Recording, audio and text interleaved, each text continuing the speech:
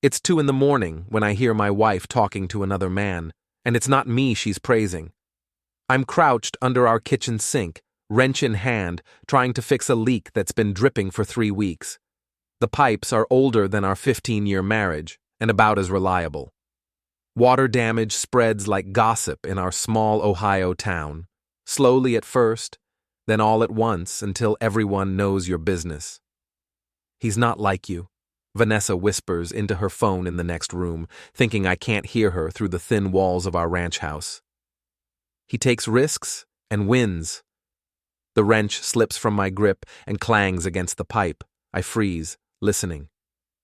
Graham plays everything safe, she continues, her voice carrying that particular tone of disappointment I've grown accustomed to over the past 2 years. Safe job, safe investments, safe everything. Even in bed, he's predictable. My name is Graham Farrow, and I'm hearing my wife compare me unfavorably to some stranger at 2 in the morning while I fix our plumbing, because we can't afford a real plumber.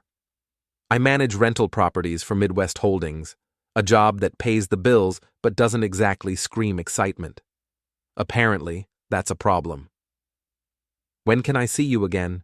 Vanessa asks, and I can hear the smile in her voice. It's been months since she smiled when talking to me. I slide out from under the sink as quietly as possible and peer around the corner. She's standing by the living room window in her silk nightgown, the one I bought her for our anniversary last year. Her auburn hair catches the streetlight, and for a moment, she looks like the woman I married. Then she laughs at something this mystery man says, and the illusion shatters. The Riverside Casino? That sounds perfect. I'll tell Graham I'm showing properties. Riverside Casino. That's 40 minutes away, in the next county. Far enough that nobody from our neighborhood would see her there.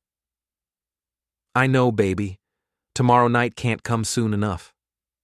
Baby. She hasn't called me that in 2 years. I retreat to the kitchen and make noise with the wrench, pretending to work. A few minutes later, she appears in the doorway. Still fighting with those pipes? She asks, her voice now flat and businesslike. Someone has to, I reply, not looking up. Unless you want to pay Martinez Plumbing $300. Maybe if you got a better job, we wouldn't have to worry about $300. There it is, the constant reminder that I'm not enough. Not successful enough, not ambitious enough, not exciting enough. I'm 42 years old, and according to my wife, I peaked in high school when I was boxing for the regional championship. That was before I met her, before I gave up fighting to become the stable provider she claimed to want. I'm going to bed, she announces. Try not to wake me when you come up. She disappears upstairs, leaving me alone with the dripping pipe and the echo of her words. He takes risks and wins. The phrase loops in my head like a broken record. I finish the repair and clean up my tools, moving through our house like a ghost. Everything here tells the story of our decline. The living room furniture we bought when I got promoted 5 years ago, now showing where we can't afford to replace. The wedding photos on the mantel, where we look genuinely happy. The stack of bills on the kitchen counter that grows faster than my paycheck.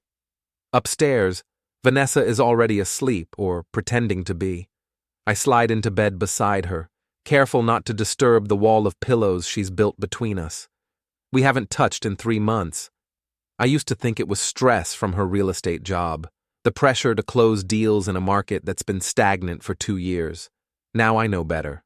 Sleep doesn't come. I stare at the ceiling, listening to her breathe, wondering how long this has been going on. The late nights she blamed on client meetings, the new clothes she bought with money from her commission bonuses. The way she started caring about her appearance again, but only when she was leaving the house. Our son Lucas is away at college, studying computer science at Ohio State. He calls every Sunday, and Vanessa always puts on her cheerful mother voice, asking about his classes and his girlfriend. She's still performing for him, still maintaining the illusion of our happy family. I wonder if he suspects anything during our brief conversations, if he can hear the strain in my voice when I ask about his grades and tell him everything's fine at home. The next morning, Vanessa is gone before I wake up. There's a note on the kitchen counter, showing the Henderson property all day. Don't wait up tonight. The Henderson property sold 3 weeks ago. I know because I drove past it and saw the sold sign. I make coffee and sit at our kitchen table, looking out at the backyard where I used to throw a football with Lucas. The grass needs cutting, but our mower broke last month. Another expense we're avoiding. Another sign of our slow slide toward mediocrity. My phone buzzes with a text from my supervisor at Midwest Holdings. Tenant complaint at Oakwood Apartments. Water heater issues in 3B. I finish my coffee and grab my toolbox. At least fixing other people's problems pays the bills, even if I can't seem to fix my own. The drive to Oakwood takes me through downtown Millfield, Ohio, population 23,000 and shrinking. Half the storefronts are empty, victims of the mall that opened 20 miles away, and the rise of Amazon deliveries that finished what the mall started. The movie theater closed last year, the bookstore the year before that. Even the McDonald's looks worn down. This is the town where Vanessa and I started our life together. She was selling houses when the market was good, and I was working my way up from maintenance to property management. We had plans then, a bigger house in the nice part of town, maybe a vacation cabin by Lake Erie, kids who would play in our backyard while we grilled burgers and talked about our future. Instead, we ended up with a 15-year mortgage we're still paying, one kid who couldn't wait to leave for college, and a marriage that had been slowly falling apart for so long I didn't notice until I heard her talking to another man about my failures. The tenant in 3B is Mrs. Rodriguez, a widow in her 70s who pays her rent on time and never complains about anything except genuine problems. Today, she has no hot water, and her apartment smells like gas. "I'm sorry to bother you, Graham," she says, letting me into her small kitchen. "But I was afraid to use the shower this morning." "You did the right thing," I tell her, checking the connections on her water heater. Gas leaks aren't something to ignore. The problem is obvious once I look. The previous tenant's boyfriend tried to fix something and loosened the wrong fitting. It's been leaking gas for who knows how long. I shut off the gas line and start making repairs, grateful for work that makes sense. Pipes and fittings follow logical rules. Fix the problem, test the solution, move on to the next job. "You're good at this," Mrs. Rodriguez observes, watching me work. "My husband was handy like you. Could fix anything." "Practice," I reply, tightening the connection. "Lots of practice." He used to say that the secret to fixing things was patience. Don't rush, don't force it, just work the problem until you find the solution. I think about that while I test the repair. Patience. Working the problem. Maybe that applies to more than plumbing. "There you go," I tell her, turning the gas back on and lighting the pilot. "Hot water in 20 minutes. "Thank you, Graham. You're a lifesaver." A lifesaver. If only my wife saw it that way. I spend the rest of the day handling maintenance calls around town. A broken air conditioner at the Sunrise Apartments, a clogged drain at the Riverside Complex, a broken window at the duplex on Elm Street. Each problem has a solution, and each solution makes someone's day a little better. It's honest work, even if it doesn't come with the excitement Vanessa apparently craves. By 6 o'clock, I'm heading home, wondering if she's already left for her fake appointment. The house is empty when I arrive, but I can smell her perfume in the air. The good stuff she saves for special occasions. Apparently, meeting her mystery man qualifies. I heat up leftover pizza and eat alone at our kitchen table, looking through the mail. Electric bill, credit card statement, property tax notice. The mundane details of a life that's slowly falling apart. At 7:30, I make a decision that will change everything. I'm going to the Riverside Casino. The Riverside Casino sits on the banks of the Cuyahoga River like a neon tumor, all flashing lights and false promises. It's the kind of place that attracts desperate people with dreams of easy money and quick fixes. Tonight, it's attracting my wife. I park 3 rows away from the main entrance, close enough to watch, but far enough to avoid being seen. My hands are shaking and I can't decide if it's anger or fear. Maybe both. 23 years I've known Vanessa, 15 of them married, and I'm sitting in a casino parking lot spying on her like some private detective in a cheap novel. The autumn air is cold and I wish I'd brought a heavier jacket, but I wasn't exactly planning this surveillance mission when I left the house.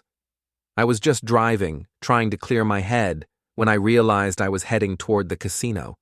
Some part of me hoped I was wrong, that she really was showing properties, that the phone call I overheard was innocent. Then I see her BMW pull into the parking lot. She's driving the car we bought 2 years ago when her real estate commissions were good.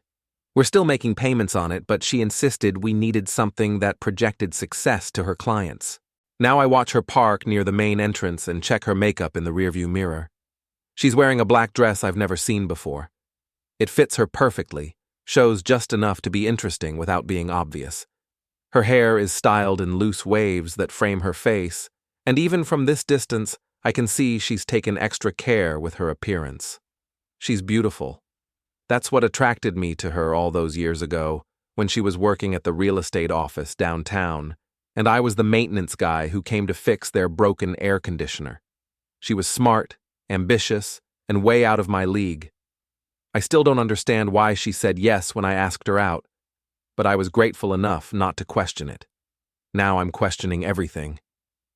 She gets out of the car and walks toward the casino entrance with confidence. She knows where she's going.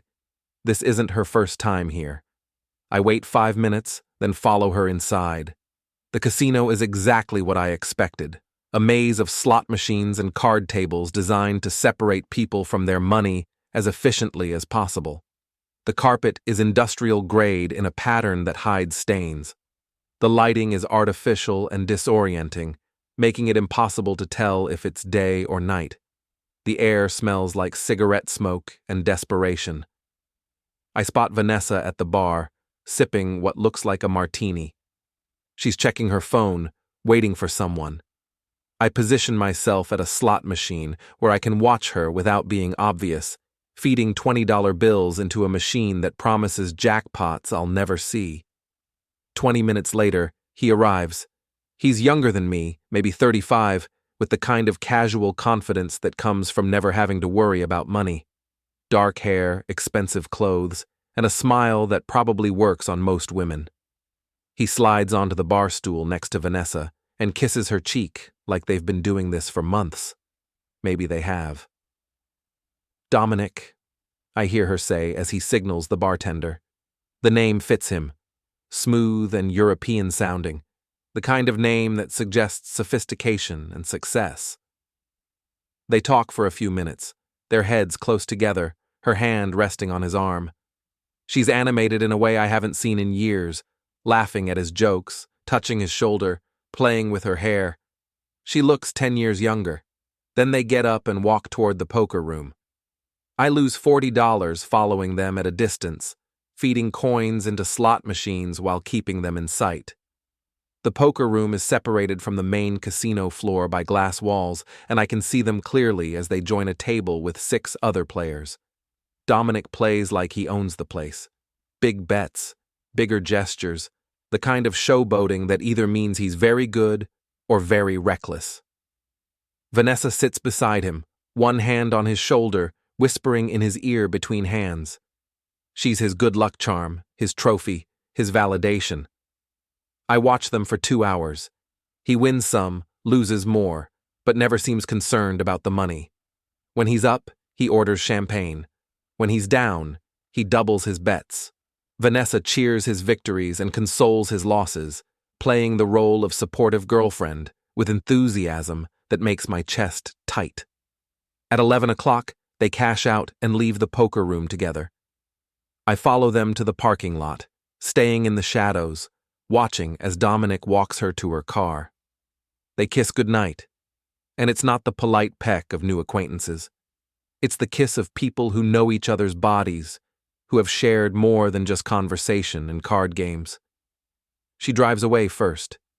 He waits until her taillights disappear, then walks to a silver Maserati parked in the VIP section. Of course he drives a Maserati. The license plate reads Lucky 7. I memorize the number and follow him at a distance as he leaves the casino. He doesn't go far, just to the Riverside Inn, a motel that rents rooms by the hour or the week. It's the kind of place where people go when they don't want to be found or when they can't afford anywhere better. Dominic parks in front of room 237 and lets himself in with a key. Either he lives here, or he's renting it for activities he doesn't want, traced back to his real address. Given that my wife just kissed him goodnight in a casino parking lot, I'm betting on the latter. I sit in my truck for another hour, watching his room, trying to process what I've learned. My wife is having an affair with a gambler named Dominic, who drives a Maserati and lives in a motel. She's been lying to me for who knows how long, sneaking around, comparing me unfavorably to a man who probably doesn't have a steady job or a mortgage payment. The smart thing would be to drive home, confront her, and demand the truth. The mature thing would be to suggest marriage counseling, to try to understand what went wrong and see if we can fix it. Instead, I drive to the 24-hour diner on Route 9 and order coffee that tastes like it was made yesterday. I need time to think, to plan, to decide what I'm going to do with this information. The waitress is a woman my age named Betty, who's been working here since I was in high school. She recognizes me and asks about Vanessa and Lucas, the kind of small talk that happens in small towns where everyone knows everyone else's business. Family's good, I tell her, because what else am I supposed to say? My wife is cheating on me with a professional gambler, and my son is 3 hours away learning about life while his parents' marriage falls apart. That's nice, honey. You want some pie with that coffee? I order apple pie because it gives me something to do with my hands while I think. The diner is nearly empty except for a trucker reading a paperback novel and a young couple sharing a milkshake like they're in a 1950s movie. I think about the early years of my marriage, when Vanessa and I would come to places like this after dates, talking about our plans and dreams until the sun came up. She wanted to be the top real estate agent in the county. I wanted to own my own property management company. We were going to build something together, a life that mattered. Somewhere along the way, we stopped dreaming and started just surviving. Bills replaced plans. Responsibilities replaced romance. We became roommates who shared expenses and parenting duties, but forgot how to be lovers and friends. But when did survival become not enough for her? When did she decide that steady wasn't sufficient, that reliable was boring, that the man who fixed her problems instead of creating new ones wasn't worth keeping? My phone buzzes with a text message. It's from Vanessa. Showing ran late, staying at Sienna's tonight, see you tomorrow. Sienna Brooks is Vanessa's best friend and fellow real estate agent. They've been covering for each other's lies for so long, they probably don't remember what the truth looks like. I wonder if Sienna knows about Dominic, or if she just thinks she's helping Vanessa avoid an unpleasant conversation with her boring husband. I finish my pie and coffee, leave a generous tip for Betty, and drive home to our empty house. Everything looks the same, but it feels different now. The wedding photos on the mantel mock me with their false promises. The furniture we bought together feels like evidence of a crime I didn't know was being committed. I go to our bedroom and look through Vanessa's dresser, something I've never done in 15 years of marriage. In the back of her underwear drawer, I find a prepaid cell phone I've never seen before. It's password protected, but the recent calls list shows dozens of conversations with a number I don't recognize. I write down the number and put the phone back exactly where I found it. In her jewelry box, behind the earrings I gave her for our 10th anniversary, I find a hotel key card from the Riverside Inn. Room 237. The same room where I watched Dominic disappear tonight. The evidence is piling up like snow before a blizzard, and I'm starting to understand that this isn't a recent development. This has been going on for months, maybe longer. The late nights, the new clothes, the distance between us. It all makes sense now. I'm not just losing my wife. I've already lost her. I just didn't know it until tonight. I sit on our bed, holding the hotel key card, trying to decide what to do next. I could confront her tomorrow when she comes home from her fake sleepover at Sienna's. I could demand explanations and apologies and promises that things will change. But I already know how that conversation will go. She'll deny everything at first, then minimize it when the evidence becomes overwhelming. She'll blame me for not being exciting enough, successful enough, attentive enough.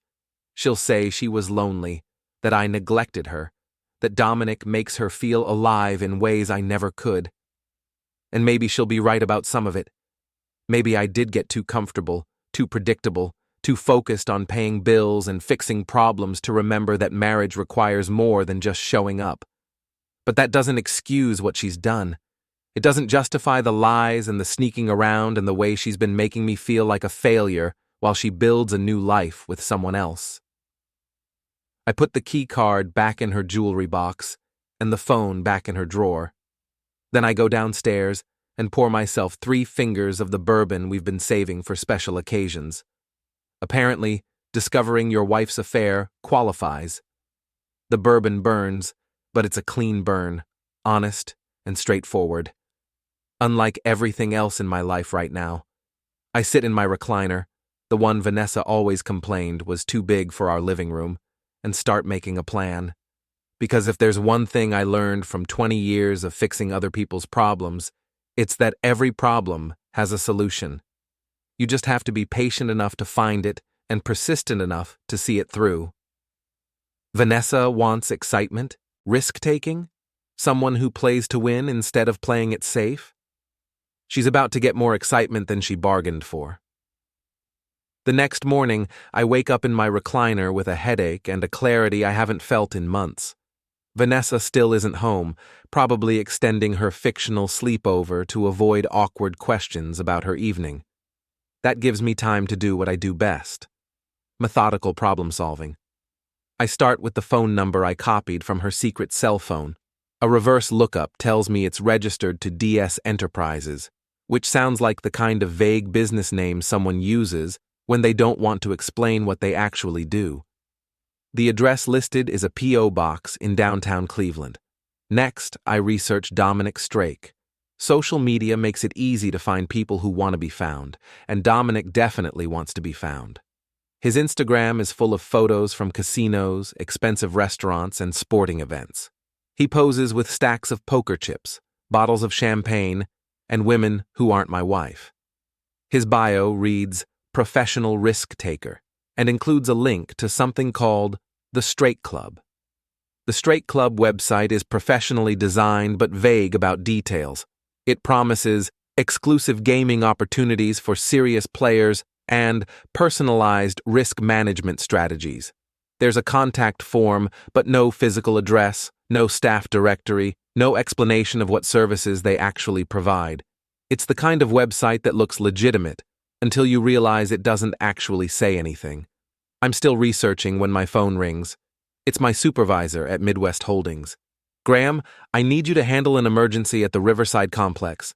Burst pipe in the basement, water everywhere. The tenants are going crazy." Perfect. Work will give me an excuse to be out of the house when Vanessa comes home, and the Riverside complex is only 10 minutes from the casino. Maybe I can learn more about Dominic's operation while I'm in the area. The burst pipe turns out to be a major job. The basement of the Riverside complex is flooded with 3 inches of standing water, and I spend 4 hours with a wet vacuum and a pipe wrench, fixing the break and cleaning up the mess. It's the kind of work that ruins your clothes and tests your patience, but it pays overtime and keeps my mind occupied. By the time I finish, it's afternoon and I'm dirty, tired, and ready for answers. Instead of going home, I drive to the Riverside Inn. The motel looks even worse in daylight. The parking lot is cracked and weedy, the paint on the building is peeling, and half the letters on the sign are burned out. It's the kind of place that survives on customers who pay cash and don't ask for receipts. The desk clerk is a thin man in his 60s who looks like he's seen everything twice and wasn't impressed the first time. I tell him I'm looking for information about Dominic Strake, that I'm considering doing business with him. "Don't know anyone by that name," he says without looking up from his newspaper. I slide a $20 bill across the counter. Maybe this helps your memory. He glances at the money, then at me. You a cop? Property manager. I heard Mr. Strake might be interested in renting some commercial space. Room 237, he says, pocketing the 20. Been here 3 months, pays weekly in cash, keeps weird hours, lots of visitors. Quiet though, no complaints. What kind of visitors? The kind that come and go at all hours, business types mostly.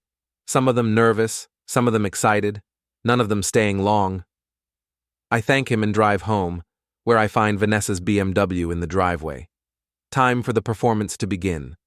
She's in the kitchen making a salad when I walk in, still wearing yesterday's clothes but looking refreshed. She's changed into jeans and a sweater, the kind of casual outfit that suggests she's been home all day instead of sneaking back from her boyfriend's motel room. How was your night at Sienna's? I ask, keeping my voice neutral. Fine. We stayed up too late talking about work stuff. You know how it is. I know exactly how it is. Any interesting properties coming on the market? A few possibilities. Nothing definite yet. She doesn't meet my eyes while she lies, focusing on her salad like it requires intense concentration. The Henderson place sold pretty quickly, I mention casually. Didn't you say you were showing it yesterday? She freezes for just a moment, then recovers. Different property. The Henderson listing on Oak Street, not the one on Maple. There is no Henderson listing on Oak Street. I checked. Right, I say. My mistake. We eat dinner in relative silence, both of us pretending everything is normal while the lies pile up between us like dirty dishes. She asks about my day and I tell her about the burst pipe at Riverside. She nods and makes appropriate sympathetic noises, but I can tell she's not really listening. After dinner, she disappears upstairs to take a shower. I use the time to check her laptop, which she left open on the kitchen counter. Her email is password protected, but her browser history isn't. Over the past 3 months, she's visited dozens of gambling websites, researched poker strategies, and looked up articles about supporting your partner's entrepreneurial ventures. She's not just having an affair. She's investing in it, emotionally and probably financially. I close the laptop and go upstairs, where I can hear her in the shower. Her purse is on the dresser, and I go through it quickly but thoroughly. Along with the usual items, I find a business card for DS Enterprises with a handwritten note on the back. Next game Thursday, 9 p.m. Thursday is tomorrow night. When she comes out of the bathroom, I'm sitting on the bed reading a property management magazine like nothing happened. I might have to work late tomorrow, she says, toweling her hair. New client wants to see properties after hours. On a Thursday night? Some people have demanding schedules. You know how it is in sales. I know how it is in lies, too. The next morning, I call in a personal day and drive to Cleveland. The P.O. box for DS Enterprises is in a strip mall mailbox store, which tells me nothing except that Dominic is careful about keeping his business address separate from his personal one. But the store clerk is more helpful than the motel desk clerk, especially after I explain that I'm thinking about investing in DS Enterprises and want to make sure they're legitimate. Guy comes in twice a week to check his mail, she tells me. Drives a fancy car, always dressed nice. Gets a lot of packages, mostly from Nevada and New Jersey. Nevada and New Jersey, 2 states where gambling is legal and regulated, which makes me wonder what kind of gambling Dominic is running in Ohio, where it definitely isn't. I spend the rest of the day researching Ohio gambling laws and federal regulations. What I learn is interesting and potentially useful. Ohio allows certain types of gambling, but operating an unlicensed gaming business is a felony. Running gambling operations across state lines without proper licensing is a federal crime. Taking bets online without proper authorization violates multiple statutes. If Dominic is running the kind of operation his website suggests, he's breaking several laws. The question is whether I can prove it, and whether anyone will care enough to investigate. That evening, I tell Vanessa I'm going to watch the game at Murphy's Bar with some guys from work. It's not entirely a lie. Murphy's Bar exists, and I do know some guys from work who go there. I just won't be joining them. Instead, I park across the street from our house and wait. At 8:30, Vanessa leaves in her BMW, dressed in another outfit I've never seen before. I follow her, but not to the Riverside Casino this time. Tonight, she drives to an industrial area on the south side of town, to a warehouse that looks abandoned from the outside, but has cars parked behind it. Expensive cars. The kind of cars owned by people who can afford to lose money on illegal gambling. I park a block away and walk closer, staying in the shadows. Through a window, I can see tables set up for poker and blackjack, with well-dressed people placing bets with chips that look more professional than anything you'd find in a home game. There's a bar in one corner and what looks like a small stage in another. This isn't just a casual poker night. This is a professional operation, and Dominic is running it. I watch for an hour, taking photos with my phone whenever I can get a clear shot. The players are mostly middle-aged men in expensive suits, the kind of people who have money to burn and connections to protect. The women are mostly young and attractive, serving drinks and providing decoration. Except for Vanessa, who sits at Dominic's side like a queen surveying her kingdom. I've seen enough. I drive home and spend the rest of the evening researching federal gambling enforcement. What I find gives me hope. The FBI has a financial crimes unit that investigates illegal gambling operations, especially ones that cross state lines or involve large amounts of money. They're particularly interested in operations that might be connected to money laundering or organized crime. I'm not sure if Dominic's operation qualifies, but I'm about to find out. The next morning, I call the FBI field office in Cleveland and ask to speak to someone about reporting financial crimes. After being transferred 3 times, I reach Agent Ruth Callahan, who listens patiently while I explain what I've discovered. "Mr. Farrow," she says when I finish, "these are serious allegations. Do you have evidence to support them? Photos, addresses, license plate numbers, and financial records showing unusual patterns of activity. What's your relationship to the subject of this complaint?" I hesitate, then decide on honesty. "He's having an affair with my wife." There's a pause. "I see. And you understand that we can't investigate someone just because they're involved with your spouse?" "I understand. But if he's breaking federal gambling laws, that's not about my marriage. That's about crime." "Send me what you have," she says, giving me an email address. "If there's enough evidence to warrant investigation, we'll look into it." I spend the next 2 hours organizing everything I've learned about Dominic and his operation. Photos from the warehouse, screenshots of his website, information about his business registration, and the packages he receives from Nevada and New Jersey. Financial records showing the unusual activity in Vanessa's accounts. By the time I'm finished, I have a comprehensive dossier that would make a private investigator proud. I send it all to Agent Callahan with a cover letter explaining my concerns about illegal gambling operations in our community. Then I sit back and wait for the house to win.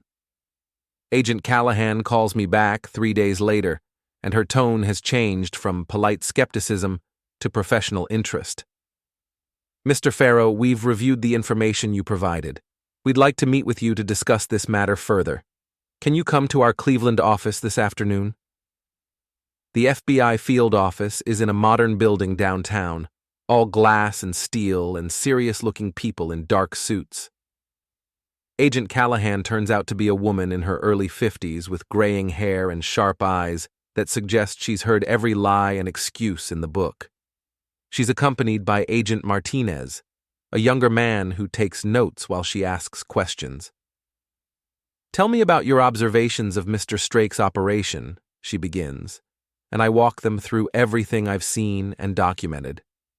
They're particularly interested in the warehouse location and the professional nature of the gambling setup. Agent Martinez shows me photos on his tablet, surveillance shots of some of the players I saw that night. Do you recognize any of these individuals? He asks. I point out 3 men I remember from the poker tables. This one was playing blackjack. These 2 were at the main poker table with Strake. Interesting, Agent Callahan murmurs, making notes.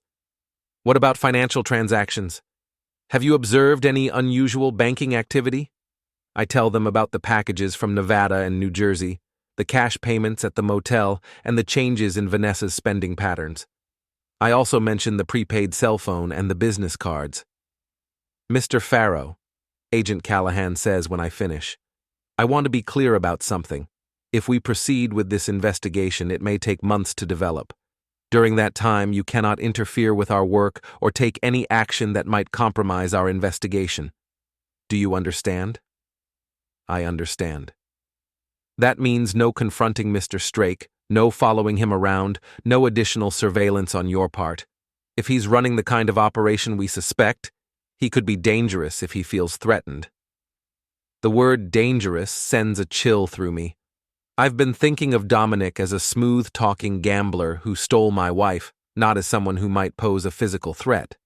But if he's running illegal gambling operations with the kind of money I observed, he probably has connections and resources I haven't considered.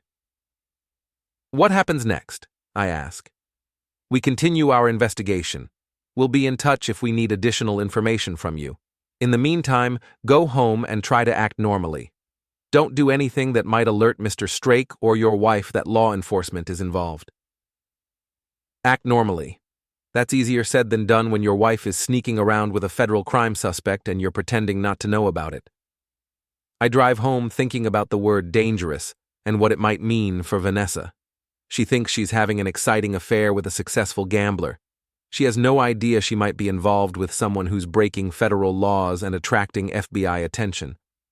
Part of me wants to warn her, to tell her she needs to end this relationship before it destroys more than just our marriage. But a larger part of me wants to see where this leads, wants to watch her face when she realizes her risk-taking boyfriend isn't quite the winner she thought he was. At home, Vanessa is getting ready for another client meeting. She's wearing a red dress that probably cost more than our monthly grocery budget, and she's taken extra care with her makeup and hair. Don't wait up, she says, kissing my cheek with lips that will probably kiss another man before the night is over. This could be a big sale. Good luck, I tell her, and I mean it in ways she doesn't understand. After she leaves, I pour myself a bourbon and sit in my recliner, thinking about patience and timing. Agent Callahan said their investigation could take months, but I don't think I have months.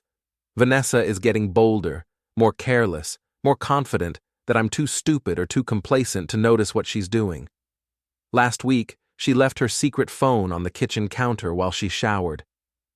Yesterday, she forgot to delete a text message from Dom on her regular phone. She's either getting sloppy or she wants to be caught. Maybe both. My own phone rings, interrupting my thoughts. It's Lucas, calling from college. Hey, Dad, how's everything? Fine, son. How are classes? Good. I'm thinking about coming home for a weekend soon. Maybe bring Jenny to meet you and Mom. Jenny is his girlfriend, a computer science major like him. They've been dating for 6 months, and from what he's told me, it sounds serious. That would be great, I tell him. Your mother would love to meet her. How is Mom? She sounded weird on the phone last week. Kids always know. Even when they're 3 hours away and focused on their own lives, they can sense when something's wrong at home. She's been working a lot, I say, which is technically true. You know how the real estate business is. Yeah, I guess. Is everything okay with you guys? The question hangs in the air like smoke from a fire you can't see yet. I could tell him the truth, explain what's happening, prepare him for the fact that his parents' marriage is falling apart. But that's not a conversation for a phone call, and it's not a burden he needs to carry while he's trying to focus on his education and his own relationship. Everything's fine, I lie. We're just busy, that's all. Okay, well, I'll call you next week about coming home. Maybe the weekend after next? Sounds perfect. Love you, son. Love you too, Dad. After he hangs up, I sit in the quiet house thinking about the conversation I'll eventually have to have with him. How do you explain to your child that his mother chose excitement over stability, that she decided the life we built together wasn't enough, that sometimes love isn't sufficient to hold a marriage together? How do you explain that his father isn't the victim he appears to be, that I'm actively working to destroy the man his mother thinks she loves? My phone buzzes with a text from Agent Callahan. Initial surveillance confirms your observations. Investigation proceeding. I delete the text and finish my bourbon. Somewhere across town, Vanessa is probably sitting at a poker table, watching Dominic play with money that might be connected to federal crimes. She thinks she's living in a movie, the beautiful woman who inspired a successful man to take bigger risks and win bigger rewards. She has no idea she's about to star in a different kind of movie entirely. The next few weeks pass in a strange routine. Vanessa continues her client meetings 2 or 3 times a week, always returning home late with stories about difficult buyers and demanding sellers. I continue my property management work, fixing other people's problems while my own life falls apart in slow motion. But now I have something Vanessa doesn't know about. I have allies. Agent Callahan calls me twice a week with updates. The FBI has confirmed that Dominic is running an unlicensed gambling operation that takes bets from players in multiple states. They've identified connections to similar operations in Nevada and New Jersey, suggesting a larger network. Most importantly, they've documented financial transactions that appear to violate federal banking laws. We're building a solid case, she tells me during one of our calls, but we need more evidence of the interstate connections. We're working on getting wiretap authorization. How much longer? I ask. These things take time, Mr. Farrow. We want to make sure we have everything we need before we move. A case like this, if we don't get it right the first time, we might not get a second chance. I understand patience. I've been patient for 23 years, patient with Vanessa's moods and ambitions, patient with her criticism and disappointment, patient with her gradual withdrawal from our marriage. But my patience is running out, and I'm starting to think about alternative approaches. The opportunity comes on a Thursday night in November. Vanessa has gone to another client meeting, and I'm sitting at home when I get a call from Mrs. Rodriguez at the Oakwood Apartments. Graham, I'm sorry to bother you so late, but there's something strange happening in the parking lot. There are a lot of cars here, and people going in and out of the empty apartment in Building C. Building C has been vacant for 2 months since the last tenant moved out. It's scheduled for renovation, but we haven't started the work yet because of budget constraints. I'll be right there, I tell her. The drive to Oakwood takes 15 minutes, and when I arrive, I see what Mrs. Rodriguez meant. The parking lot has twice as many cars as usual, including several expensive vehicles that don't belong to any of the tenants I know. There's also a silver Maserati with the license plate Lucky 7. Dominic has moved his operation to one of my buildings. I park across the street and call Agent Callahan, but it goes to voicemail. I leave a message explaining the situation, then sit in my truck trying to decide what to do. The smart thing would be to wait for the FBI. Let them handle it professionally, gather evidence, build their case. But the angry husband in me wants to walk into that apartment and confront Dominic directly, to let him know that his luck is about to run out. Instead, I compromise. I get out of my truck and walk around the building, looking for a way to observe without being seen. The apartment Dominic is using faces the back of the complex, away from the street. There's a maintenance shed about 50 yards away that gives me a clear view of the windows. What I see confirms everything I've suspected. It's a professional gambling operation, complete with dealers, security, and players who look like they have serious money to lose. Dominic is running the main poker table, and Vanessa is beside him, playing the role of hostess and good luck charm. She's wearing a black cocktail dress and diamond earrings I've never seen before. She looks happy, animated, alive in a way she hasn't looked at home in years. She's found her excitement, her risk-taker, her winner. Too bad she picked a loser. I take photos with my phone, document the license plates in the parking lot, and note the time and date. Then I go home and send everything to Agent Callahan with a detailed report of what I observed. Her response comes an hour later. Excellent work. This gives us the evidence we need for warrants. Operation will proceed within 48 hours. Maintain distance and do not interfere. 48 hours. 2 more days of pretending I don't know what's happening. 2 more days of listening to Vanessa's lies. 2 more days of watching her get ready for dates with a man who's about to become a federal defendant. I can handle 2 more days. The raid happens on a Saturday morning at dawn. I'm not there to see it, but Agent Callahan calls me at 6:30 to let me know it's happening. We're executing warrants at 3 locations, she tells me. The warehouse, the motel room, and the apartment building.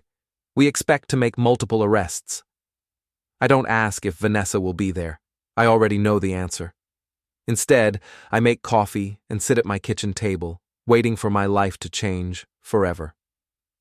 Outside, the sun is rising on a cold November morning, and somewhere across town, my wife is about to learn that her boyfriend isn't the winner she thought he was. The house always wins. She just bet on the wrong house. My phone starts ringing at 7:15. It's Vanessa, and she's crying. Graham, something terrible has happened. There's been a mistake, a huge mistake. I let her talk, listening to her sob through an explanation that makes no sense unless you know what I know. She was at Sienna's house, she claims, when the FBI raided an apartment building where she was supposed to meet a client. There was some kind of gambling operation, she says, and they arrested everyone who was there. Dominic was just trying to help me with a real estate deal, she sobs. He knows investors, people with money, but somehow the FBI thinks he's running some kind of criminal operation. Where are you now? I ask. At the police station. They want to ask me questions, but I don't understand what's happening. Can you come get me? I could point out that she's never mentioned anyone named Dominic before this phone call. I could ask why she was meeting a real estate client at dawn on a Saturday morning. I could demand to know why she's been lying to me for months. Instead, I say, I'll be right there. The Millfield police station is buzzing with activity when I arrive. There are FBI agents in dark suits, local police officers, and several people in handcuffs being processed. I don't see Dominic, but I recognize 2 of the men I photographed at the warehouse operation. Vanessa is sitting in the lobby, still wearing the black cocktail dress from last night. Her makeup is smeared, her hair is disheveled, and she looks like a woman whose world just collapsed. Thank God you're here, she says when she sees me, throwing her arms around my neck. This is all a misunderstanding. They think I'm involved in something illegal, but I was just trying to find investors for a development project. Agent Callahan appears beside us. Mr. Farrow, could I speak with you privately? We step outside, where she fills me in on the results of the raid. We arrested 12 people, including Strake. We seized over $200,000 in cash, gambling equipment, and financial records. We also confiscated several vehicles, including the Maserati. What about my wife? She's not being charged at this time. We have evidence that she was present at several gambling operations, but we can't prove she was actively involved in running them. However, we may need her testimony as the case develops. What happens to Dominic? Multiple federal charges, unlicensed gambling operation, money laundering, tax evasion, and racketeering. If convicted, he's looking at 7 to 10 years in federal prison. 7 to 10 years. Vanessa's risk-taker just lost the biggest bet of his life. There's something else, Agent Callahan continues. We found evidence that Strake has been using your wife's real estate business to launder money. Property purchases with cash, quick sales at losses, transactions designed to make illegal gambling profits look like legitimate business income. My stomach drops. Is she going to be charged? That depends on what we learn during the investigation. If she was knowingly involved, yes. If she was being used without her knowledge, probably not. But either way, her real estate license is likely to be suspended pending review. I go back inside and drive Vanessa home in silence. She stares out the window, occasionally wiping tears from her cheeks, but doesn't try to explain or justify what happened. Maybe she's finally realized that her lies have caught up with her. At home, she goes straight upstairs and shuts the bedroom door. I hear the shower running for a long time, as if she's trying to wash away the last few months of her life. I sit in my recliner and think about what Agent Callahan told me. Vanessa wasn't just having an affair. She was being used in a money laundering operation, whether she knew it or not. Her real estate business, the career she's worked so hard to build, is probably over. She comes downstairs an hour later, wearing jeans and a sweater, looking like the woman I married instead of the glamorous stranger she's been pretending to be. "We need to talk," she says. "Yes, we do." She sits on the couch across from me, her hands folded in her lap like a child waiting to be punished. "I've been having an affair," she says quietly, "with Dominic Strake. It started 6 months ago." 6 months. Half a year of lies and deception and comparing me unfavorably to a federal criminal. "I know," I tell her. She looks up, startled. "You know?" "I've known for weeks. I followed you to the casino, saw you together, watched his operation." "Then why didn't you say something?" "It's a good question, and I'm not sure I have a good answer. I wanted to see how far you'd go. I wanted to understand what I was dealing with." "What you were dealing with? Graham, I'm your wife. You should have talked to me, not spied on me." The accusation in her voice surprises me. Even now, caught in lies and facing the collapse of her career, she's trying to make this my fault. "I should have talked to you," I agree. "The way you talked to me about being unhappy, the way you talked to me about wanting more excitement in your life. Oh, wait, you didn't talk to me about any of that. You just found someone else." She flinches like I slapped her. "It wasn't supposed to happen. I was just lonely.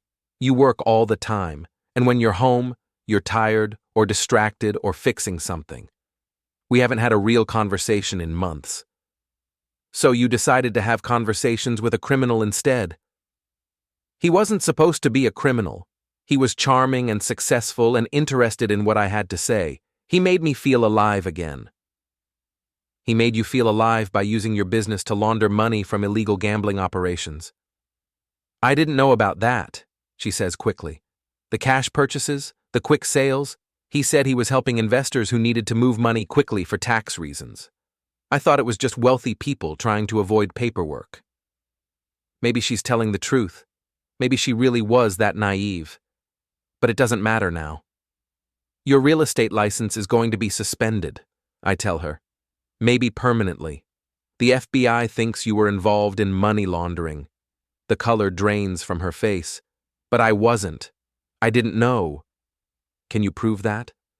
She stares at me for a long moment, and I can see her processing the full scope of what's happened.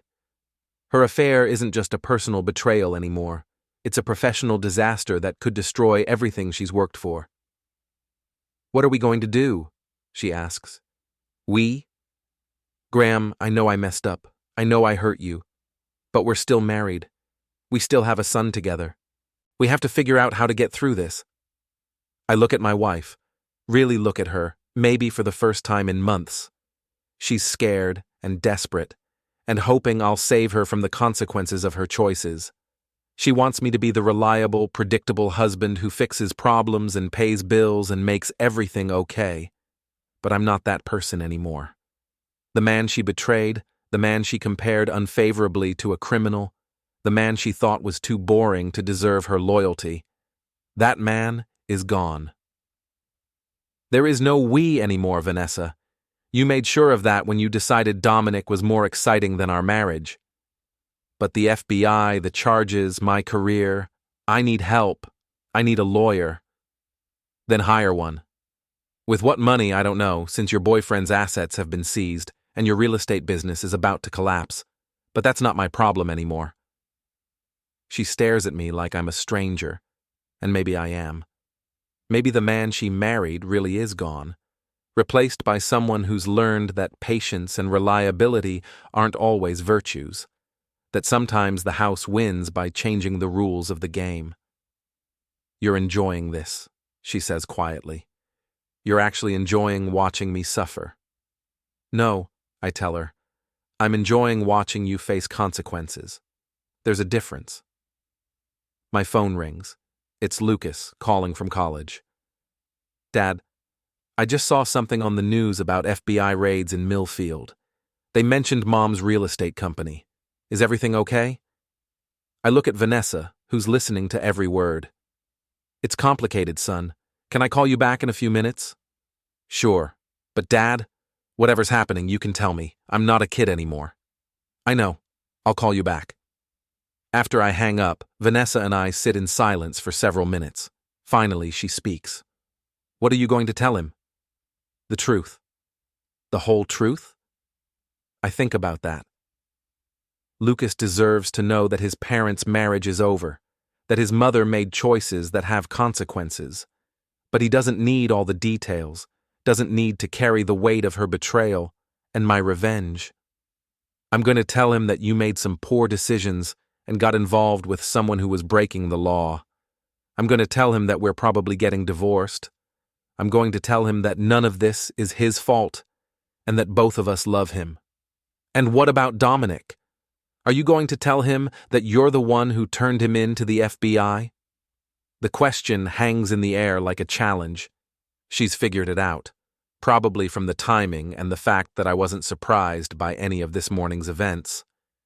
If he asks, yes. Why? Why did you do it? Because he was a criminal who was using my wife to commit crimes. Because he was destroying our family and our life. Because someone had to stop him. You could have just confronted me. You could have demanded that I end it. Would you have? She doesn't answer, which is answer enough. He's going to prison for 7 to 10 years, I tell her. You're risk-taker, you're winner, you're exciting alternative to boring old me. He bet everything on a game he couldn't win, and now he's lost everything. Including me, she whispers. You were never his to lose. You were mine to lose, and I lost you months ago. I just didn't admit it until now. She starts crying again, but these aren't the desperate sobs from this morning. These are the quiet tears of someone who's finally understanding the full cost of her choices. I go upstairs and call Lucas back. The conversation is difficult but necessary. I explain that his mother got involved with someone who was breaking federal laws, that there's going to be an investigation, that our marriage is probably over. Is Mom going to jail? He asks. I don't think so. But her career might be over, and she's going to need to figure out what comes next. And you? Are you okay? I'm going to be fine, son. Better than fine, actually. Do you want me to come home? Not unless you want to. This is something your mother and I have to work through. You focus on school, and Jenny, and your own life. I love you, Dad. I love you too. When I come back downstairs, Vanessa is gone. Her car isn't in the driveway, and there's a note on the kitchen counter. Gone to Sienna's to think, need time to process everything. I crumple up the note and throw it away. Then I pour myself a bourbon and sit in my recliner, thinking about what comes next. Tomorrow, I'll probably hear from divorce lawyers and FBI agents and reporters who want to know about the gambling operation that was running in my apartment building. There will be paperwork and court dates and difficult conversations with friends and neighbors who want to know what really happened. But tonight, for the first time in months, I'm alone in my house without lies, secrets, or the constant tension of a marriage that had been slowly unraveling. Tonight, I can sit in my chair, drink my bourbon, and think about the future instead of the past. Outside, it's starting to snow, the first snowfall of the season. By morning, everything will look clean and new, covered in white that hides all the damage underneath. The house always wins. I just had to learn how to play the game. 3 weeks after the raid, I'm sitting in a lawyer's office downtown, signing divorce papers. Vanessa sits across from me, looking smaller somehow, diminished by the weight of consequences she never saw coming. Her real estate license has been suspended pending a state investigation. The FBI has cleared her of criminal charges, but the damage to her reputation is complete. Nobody wants to do business with the real estate agent who got mixed up with federal gambling crimes, even if she claims she didn't know what was happening. The house will have to be sold, her lawyer explains. Given the current market conditions and the outstanding mortgage, you'll probably break even after closing costs and realtor fees. I nod like this is news to me, but I've already run the numbers. The house we bought 15 years ago, the place where we raised our son and built our life together, is worth exactly what we owe on it. 15 years of payments, and we'll walk away with nothing. What about retirement accounts? My lawyer asks. Split equally, Vanessa's lawyer responds. My client is entitled to half of all marital assets. Half of my 401k, half of our savings account, half of everything I've worked for while she was sneaking around with a federal criminal. It seems unfair, but it's the law. And spousal support? My lawyer continues. My client's earning capacity has been significantly impacted by recent events, her lawyer says carefully. She'll need temporary support while she retrains for a new career. I look at Vanessa, who won't meet my eyes. She wants me to pay her bills while she figures out how to rebuild the career she destroyed by choosing excitement over stability. 6 months, I tell my lawyer. Not a penny more. Mr. Farrow, her lawyer begins. My client has been out of the workforce except for real estate for over 10 years. 6 months isn't realistic. Then she should have thought about that before she decided to help launder money for illegal gambling operations. My client was not charged with any crimes, because I'm the one who provided the evidence that brought down the operation. If I hadn't cooperated with the FBI, she'd probably be facing federal charges right now. The room goes quiet. This is the first time I've explicitly stated my role in Dominic's arrest, though I'm sure everyone has figured it out by now. You turned him in, Vanessa says quietly. You actually turned him in to the FBI. I reported criminal activity to the appropriate authorities. What they did with that information was up to them. But you knew it would destroy everything. My career, my relationship, my future. I knew it would have consequences. I didn't know what those consequences would be. That's not entirely true. I had a pretty good idea what would happen to Dominic and his operation. But I genuinely didn't know how deeply Vanessa was involved or whether she'd face criminal charges. You could have warned me, she says. You could have told me to get out before it all came crashing down. The way you warned me that our marriage was in trouble? The way you told me you were unhappy before you started looking for excitement somewhere else? Her lawyer clears his throat. Perhaps we should focus on the financial arrangements. We spend another hour negotiating the details of our divorce, who gets which furniture, how we'll divide the debt, what happens to the car payments. It's the mundane business of dissolving a life together, reducing 15 years of marriage to a list of assets and obligations. When we're finished, we sign the papers in silence. The lawyers shake hands and promise to file everything with the court. In 6 months, when the waiting period expires, we'll be officially divorced. Outside the lawyer's office, Vanessa and I stand on the sidewalk, not sure how to end this chapter of our lives. What happens now? She asks.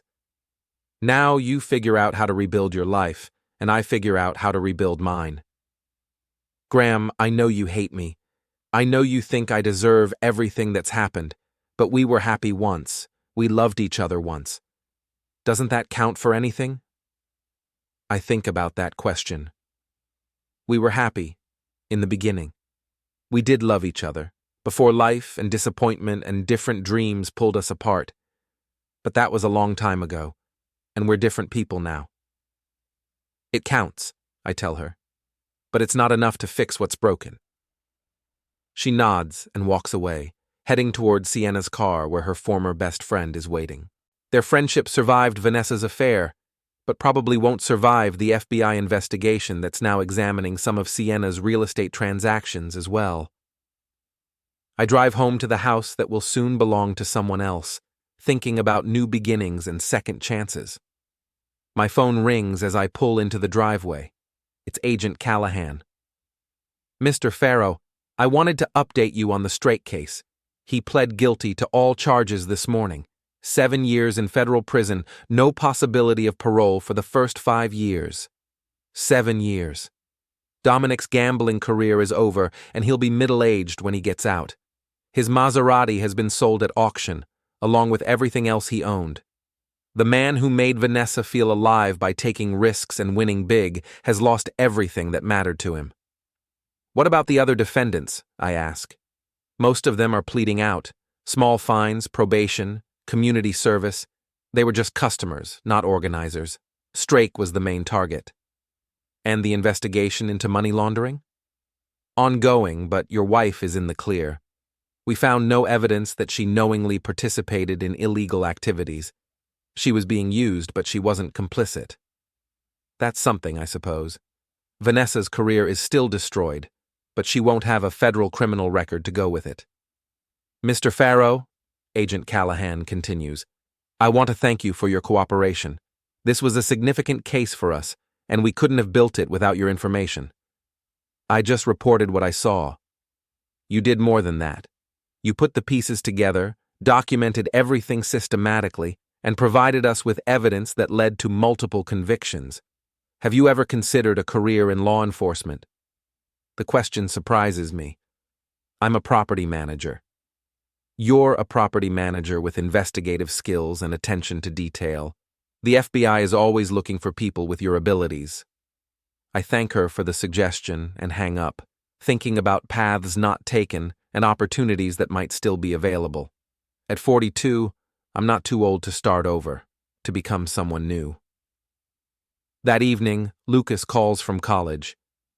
Dad, I've been thinking about Christmas break. Jenny and I were planning to come home for a few days, but with everything that's happening. You're still welcome here, I tell him. This is still your home, at least until the house sells. What about Mom? She's staying with Sienna right now. I'm sure you can see her while you're here. This is so weird, Dad. I never thought you and Mom would get divorced. Neither did I, son. But sometimes life doesn't go the way we plan. Are you okay? Really okay, I mean? I think about that question. Am I okay? My marriage is over. My house is being sold, and I'm starting over at an age when most people are settled into their routines. But for the first time in years, I feel like I'm in control of my own life.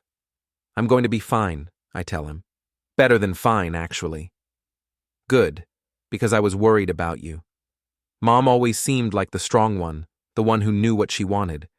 But you're the one who held everything together. Your mother is stronger than you think. She'll figure out how to rebuild her life. What about you? What are you going to do? I'm not sure yet. Maybe something completely different. Maybe something I've never considered before. After we hang up, I sit in my recliner with a bourbon, thinking about Agent Callahan's suggestion. Law enforcement. Using my skills to investigate crimes, to bring justice to people who think they're too smart to get caught. There's something appealing about that idea, something that feels like a natural evolution of the man I've become over the past few months. My phone buzzes with a text message from an unknown number. This is Dominic. I get one phone call before they transfer me to federal prison. I wanted you to know that I know what you did. I stare at the message for a long moment, then type back, "Good luck in prison." His response comes immediately. "You destroyed my life." "You destroyed your own life," I reply. "I just documented it." "Your wife loved me. My wife loved the idea of you. She didn't know who you really were. Neither did you, apparently. I'm not done with you." "Yes, you are. You're done with everything for the next 7 years." I block his number and delete the conversation. Empty threats from a man who's already lost everything that mattered to him. He can spend the next 7 years in prison thinking about revenge, but there's nothing he can do to me from a federal penitentiary. The next morning, I call Agent Callahan back. "I've been thinking about your suggestion," I tell her, "about a career in law enforcement. Are you interested?" "Maybe. What would that involve?" "There are several paths. You could apply to be a federal agent, but that requires extensive training and background checks. Or you could work as a civilian investigator, helping with financial crimes and fraud cases. Your property management background would be valuable for real estate fraud investigations. Real estate fraud. Given what I've learned about Vanessa's business over the past few months, I probably know more about that subject than I realized. Send me some information, I tell her. Let me see what's available. I'll have someone from Human Resources contact you this week. After I hang up, I walk through my house, looking at 15 years of accumulated life. Most of it will have to go when the house sells. The furniture that's too big for an apartment, the books I never read, the wedding gifts we kept out of obligation rather than affection. But some things are worth keeping. The photos of Lucas growing up, my father's tools, the boxing trophies from high school, reminders of a time when I was willing to fight for what I wanted. Maybe it's time to start fighting again. 6 months later, I'm living in a small apartment downtown and working as a civilian investigator for the FBI's Financial Crimes Unit. The pay is good, the work is interesting, and I'm using skills I didn't know I had. Vanessa has moved to Columbus, where she's working as a paralegal while studying for her real estate license in a different state. We're officially divorced now, and she's dating a tax attorney who probably runs background checks on his clients. Lucas graduated with honors and got a job with a software company in Chicago. He's engaged to Jenny, and they're planning a small wedding next fall. He calls me every week, and we're closer now than we've been since he was a child. Dominic Strake is serving his sentence in a federal prison in Pennsylvania. He sends me letters occasionally, rambling complaints about prison conditions and vague threats about what he'll do when he gets out. I turn the letters over to the FBI and don't bother reading them. The house sold for exactly what we owed on it, just like I predicted. The new owners are a young couple with a baby, full of hope and plans for the future. They remind me of Vanessa and me 15 years ago, before life taught us that love isn't always enough. But sometimes it is. Sometimes patience and persistence and the willingness to fight for what matters can overcome betrayal and disappointment and the slow erosion of dreams. The house always wins, but only if you know which house you're betting on. Tonight, I'm sitting in my apartment, working on a case involving mortgage fraud and identity theft. It's complex and challenging, the kind of work that requires attention to detail and the ability to see patterns that others miss. My phone rings. It's Agent Callahan. Graham, we just arrested a real estate broker in Toledo who's been running a mortgage fraud scheme for 3 years. The case is similar to some of the patterns you identified in the Strake investigation. We'd like you to take the lead on this one. I'll be there in the morning.